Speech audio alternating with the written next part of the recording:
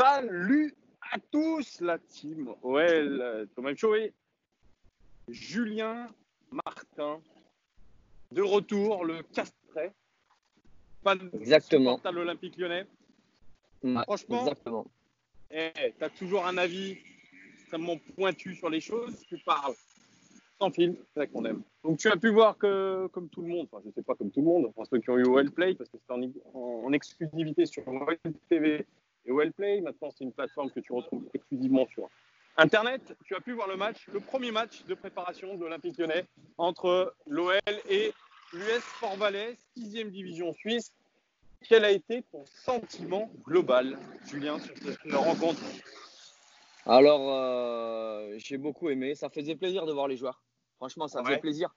On a vu des choses plaisantes. On a vu des bonnes combinaisons, surtout dans les 20 premières minutes où on voyait que, voilà, on va pas se mentir, c'est très très faible en face. Mais on a fait le boulot. Donc, qu'on soit faible, on s'en fout. On a fait le boulot. C'est ce qui compte. J'ai trouvé un Memphis très très bon, très en forme. Ouais, il t'a rassuré. Ah ouais, grave. Et Memphis et Rennes, hein. J'avais plus peur pour Rennes Adélaïde et franchement, super. Il a fait le boulot. Ils ont été tous les deux très bons. J'ai les trouvé très intéressants. On a vu un Kadewere décisif, intéressant. 4 buts.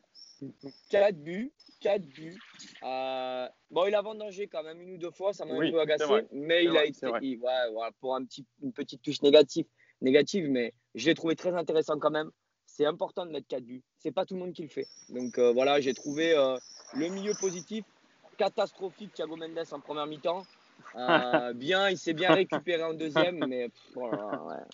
Alors, c'est comme je disais avec Joe, j'ai l'impression que ce joueur, on l'a quitté et on le retrouve comme on l'a quitté au final. C'est-à-dire un joueur arrêté, beaucoup de nonchalance, beaucoup de mollassonnerie, si je puis dire. Je sais pas quand. Putain, bien. Attends, c'est quoi ça? Ça, c'est le petit truc. Protège canette, non? Ouais, c'est une petite truc isotherme avec de l'eau un peu fraîche, mais un peu de menthe généralement dedans. C'est bon ça. De retour, petit problème de réseau. On est sur Thiago Mendes. Ton sentiment sur Thiago Mendes hier? En sentinelle, hein, puisqu'il évoluait en sentinelle hier. Ouais, mais en gros, moi ce que j'en pense, c'est que j'ai envie de lui faire confiance pour l'année prochaine, mais il va falloir qu'il se bouge le cul un peu. Par contre, j'aimerais parler de Cornet. Hein. Lui, le Covid ne l'a pas touché. Lui, le Covid ne l'a pas touché, il nous a balancé un ballon dans le lac. Je ne savais pas que c'était possible. Direct dans le lac d'Annecy, le truc. Incroyable. On ne change pas les vieilles habitudes, sans déconner. Non, il me désespère. Ce premier centre était absolument hideux. Comment c'est possible de faire une merde pareille? Il a quand même réussi à le balancer par-dessus la haie, par-dessus un centre, il a dépassé le terrain quand même. C'est incroyable. Non, je suis complètement d'accord avec toi. Et alors, attends, j'ai regardé les vidéos, les images de l'entraînement du jour.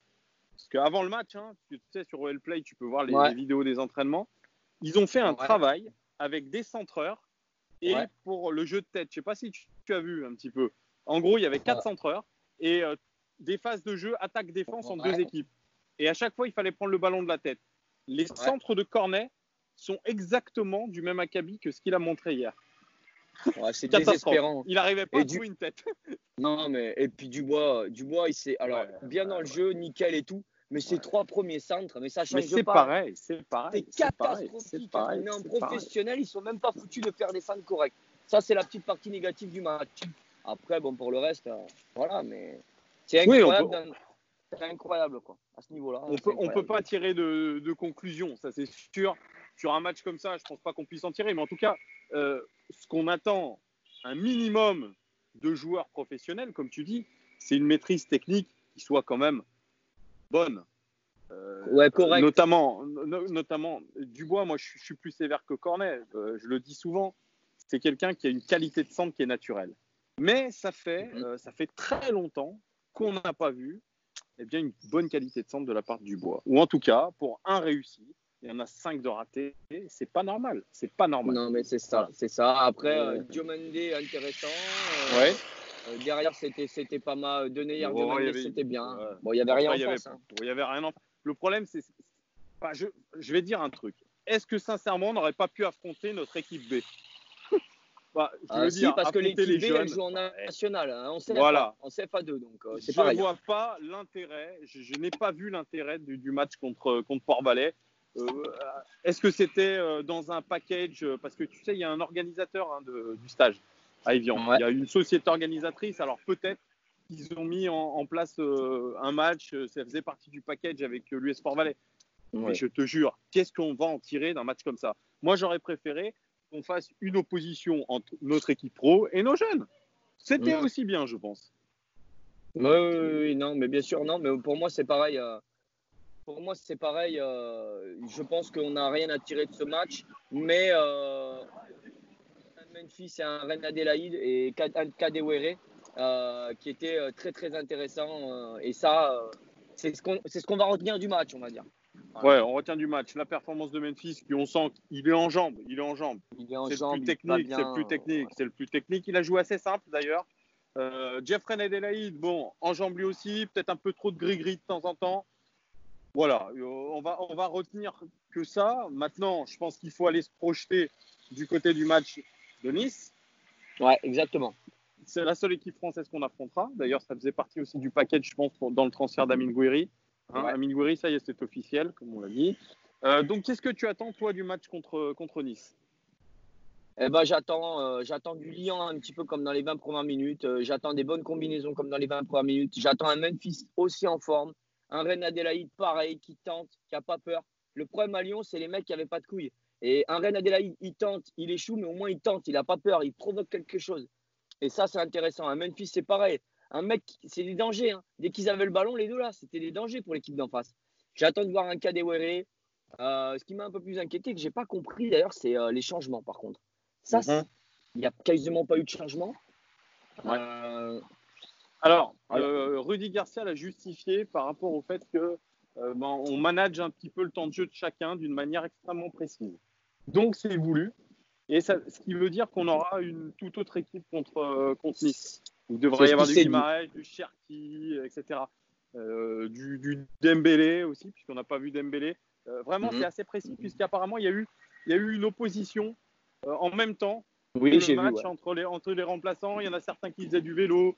Enfin bref, tout était un peu, voilà, c'était plus, je veux dire, un dégourdissement hier qu'autre chose. Hein. On va se mentir. Ouais. Mais on verra. Je pense qu'on aura des bonnes petites. Moi, je pense que samedi déjà, on va pouvoir voir quelque chose d'intéressant. Parce que Nice, attention, ils ont recruté. C'est pas des rigolos de 6e division suisse, quoi. Donc là, on va avoir une opposition réelle. C'est un concurrent à nous, Nice. Faut arrêter de se mentir. C'est grave à dire, mais maintenant nos concurrents, c'est Lille, Rennes, Nice. Mais voilà. Où en sont-ils au niveau préparation? Ça, c'est ce qu'il faut se demander. On ne sait pas. C'est le vrai hic. On va voir, mais on aura une opposition, une vraie. Et c'est ça qui va être intéressant. De voir si Memphis il est aussi en jambes, de voir un Reine Adélaïde pour voir s'il est aussi en jambes. Il me tarde de voir Cherki aussi, j'ai l'impression qu'il a pris de la masse. Donc ça peut être intéressant. Oui, puisqu'il a un préparateur physique personnel, maintenant c'est Bob Tari. Tu sais, Bob Tari, c'est le mec qui intervient de temps en temps sur l'équipe du soir. C'est son préparateur physique individuel. Il y en a quelques-uns qui ont des préparateurs physiques individuels. Tu vois, pour Rongoni, qui est passé dans OL Night System, a dit qu'il avait retrouvé des joueurs. Ouais, tu as été avec lui. Eh bien, a dit que les joueurs, finalement, étaient revenus dans une bonne condition physique, même meilleure que s'ils avaient eu des vacances. Donc, tant mieux. Tant mieux. Voilà. Mais je sais pas toi, c'est ce que j'ai soumis à Jordan. J'ai eu l'impression de revoir cette équipe de l'Olympique Lyonnais avec un manque de vitesse dans les transmissions, un manque de vitesse en globalité. Tu vois, toujours ce jeu, on se repose sur nos lauriers, on n'accélère pas trop. Alors, est-ce que c'est une question de fatigue? Mais je me dis, face à une équipe quand même amateur qui a une préparation de zéro. Bon, je sais pas comment toi tu l'as vécu. Tu m'as parlé des 20 premières minutes bonnes. Voilà, c'est ce que oui, parce que j'ai trouvé les 20 premières minutes avec des bonnes combinaisons assez rapides. Ouais. D'ailleurs, on gagne 6-0 en 20 minutes, si je dis pas de conneries. En 25 minutes. C'est là qu'on voit clairement que dans les 25 premières minutes, on a vraiment joué au football. Après, on a déroulé sans rien branler. Hein. Je parle mal, mais en gros, c'est ça. Moi, ce que j'y retiendrai, c'est surtout les 25 premières minutes où j'ai trouvé très intéressantes. Voilà. Ok. Et puis, on va faire une dernière partie. Il y a eu la conférence de presse hier de Rudy Garcia avant le match. Il a parlé toujours de cette envie de recruter un défenseur central avec, pour l'instant, une confiance accordée Sinali, Diomandé, donc exit ou Marsolais. Est-ce que pour toi, il faut recruter absolument un défenseur central, franchement? Totalement. Ouais. Pour moi, sans critiquer Marcelo, c'est l'année. Ouais. Déjà, ça va être l'année de trop. Qu'on passe à un renouveau. Il faut qu'il y ait un sang frais derrière. Il faut qu'on ait un leader un peu comme Marcelo, mais un peu plus fort. Il faut qu'on ait vraiment un leader d'équipe. On ne sait pas, Marcelo pour moi, mais c'est lui le leader d'équipe. Moi, ce que j'ai, c'est la qualité de Neuer avec le leadership de Marcelo. Et à la place de Marcelo. Et Diomandé, ouais, pourquoi pas. En 4e DC à la place de Solé, parce que j'ai à voir. Je demande à voir. Et après, Marcelo, et après Andersen. Andersen, à voir aussi. J'aimerais voir Andersen, voir ce qu'il a. Ça peut être intéressant. Donc, non, moi, je pense qu'on a vraiment besoin d'un défenseur à la place de Marcelo. Mais bon, après, je peux me tromper. Ou alors Andersen, il prend la place. Mais je pense qu'Andersen, c'est un peu un Neuer. Il n'a pas les épaules. C'est pas un leadership. Il n'a pas de leadership. Et pour l'instant, Dembélé, Aouar, Memphis, bon.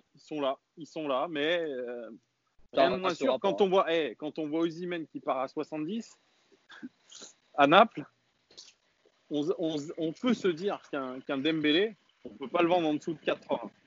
Il a marqué plus de buts que Osimhen. Il est dans la même tranche d'âge. Donc, qu'on ne vienne pas nous dire que Dembélé, on va le vendre 50 millions et 10 de bonus. Hein, on ne sait pas vendre. Ça fait 10 ans qu'on ne sait pas vendre. 15 ans avant. Depuis Houillet, hein. Depuis Diarra et si on ne sait pas vendre. Hein. Donc, j'ai du mal à croire qu'on le vende plus de 60 millions connaissant Olas. C'est étonnant. Non, mais j'espère plus. Pour moi, il vaut plus. Mais... Ouais. Campos, il arrive à vendre des mecs 70-80 millions. Nous, rien du tout. Ça, c'est vraiment inquiétant. Bref, on verra ce qu'il en est. C'est beaucoup d'incertitudes. Prochain match samedi au Groupama Stadium contre Nice à huis clos. On verra ce que ça donne. Tu nous donneras aussi ton avis d'après-match. Merci, Julien Martin. Les gones, réagissez à ce qu'a dit Julien Martin. Je sais que pas mal d'entre vous aiment bien un petit peu son franc-parler. Ça fait du bien aussi des supporters, voilà. Brut de décoffrage, c'est ce qu'on aime. Donner leur avis comme ça vient, avec leur cœur. Donc, merci beaucoup, Julien. Et puis, les gones, on attend vos avis. Merci en tout cas de nous suivre de plus en plus nombreux.